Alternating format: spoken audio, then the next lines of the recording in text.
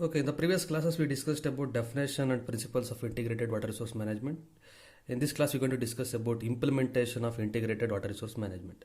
If I want to implement any integrated water resource means what happens here, as I stated here, it is focused on three basics or aims. It's going to focus on only three bases, or only going to set up three aims or bases they are called as. Okay, why they are doing this, or why they are setting the three bases or aims? Why they are doing this? Because to avoid the fragmental approach. Fragmental approach means what? Divisive approach. Instead of going for a divisive approach, what they have done, they will created or they will made some three basics or aims and they're going to follow them. Okay, now what happens? The three bases or three aims are, first one is enabling environment. Here the term itself is telling everything. Enabling environment means what? That environment that is existing where you going to carry out the integrated water resource management project, you should be enabling. Means it will be explained very detail here. A proper enabling environment is essential to both ensure the rights and assets of all stakeholders. Means what they are telling here, enabling environment is essential. As I told, it is very essential. Why it is essential? It is essential to ensure both the rights and assets of all stakeholders. Means, as I told you people, if you are implementing any project at any area, what happens here? You should have to preserve the rights of the people. Means water rights of the people. Means, as I told you, if I want to give the example, means water rights means everybody or every stakeholder that is present here must be provided with the pure quality of water and also the required quantity of water. Okay, that becomes their right. And also you should have to safeguard the assets. Assets means what? Assets means what? Assets means nothing but a property. The properties which are related to the stakeholders. Okay. And also as well as the public and private sector. Here they are not only talking about the stakeholders, not only the rights and property of the stakeholders, but also you should have to ensure or should have to preserve the rights and properties of the public sector and also the private sector. Private sector nothing but organizations or companies. Okay, and also to protect the public assets such as an intrinsic environmental values. Means public asset means nothing but a public property.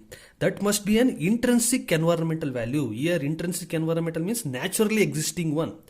Here the public property they are talking about is not about any, for example, any government office, all those things, not like that. Okay, they are talking about the intrinsic environmental value, the property or the asset which is having an intrinsic environmental value means nothing but which is present naturally. For example, forest. If I want to implement any integrated water resource management, the enabling environment should be like that. You should not have to affect the intrinsic environmental value. Means nothing but naturally existing. For example, forest, all those things should not have to affect the intrinsic environmental that is present.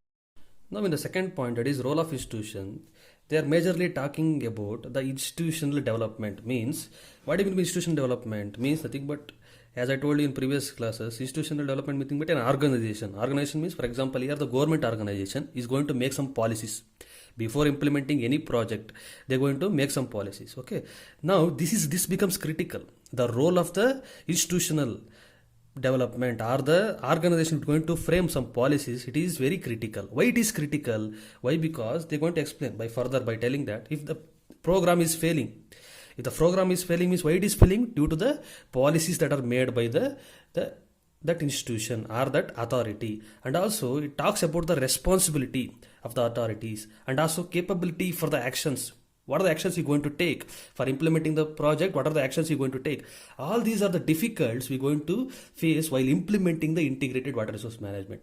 All these will be depend upon what? The role of the institution. Okay, that's what they explained in the second basis. Now the third one is management instruments. Okay, as I told you people in the previously in the two, first point is enabling environment and the second one is the role of the institution. Now after knowing all these things, if I want to do for the second one, if I want to make any policies, all those things we can do.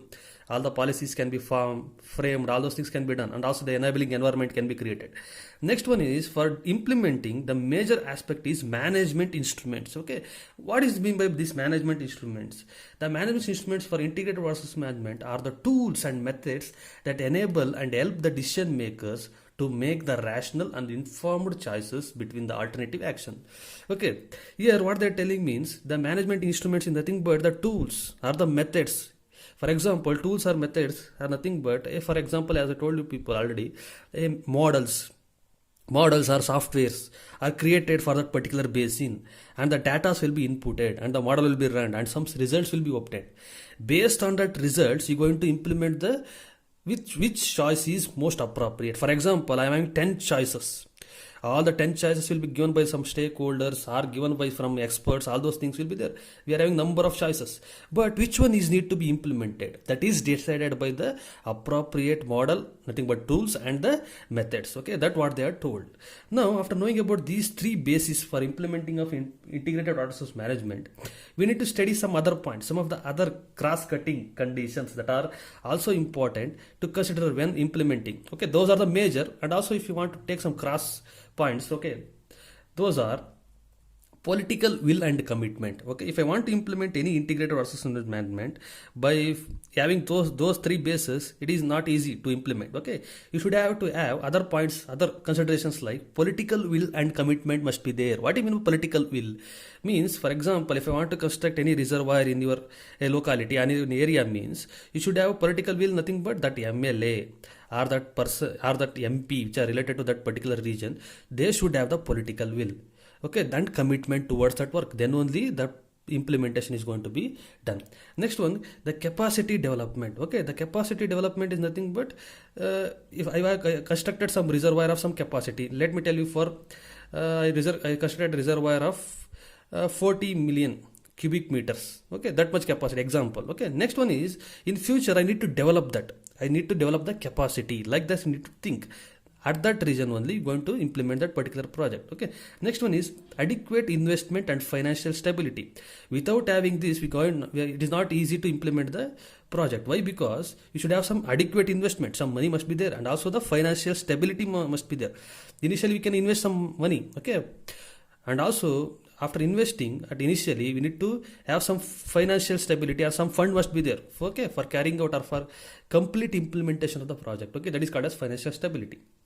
And sustainable cost recovery after implementing or after all those things.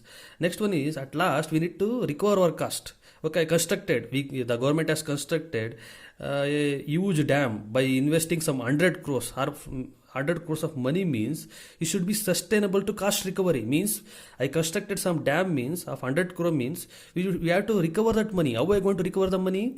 By supplying water for irrigation purpose, by supplying water for domestic purpose for a longer duration of time.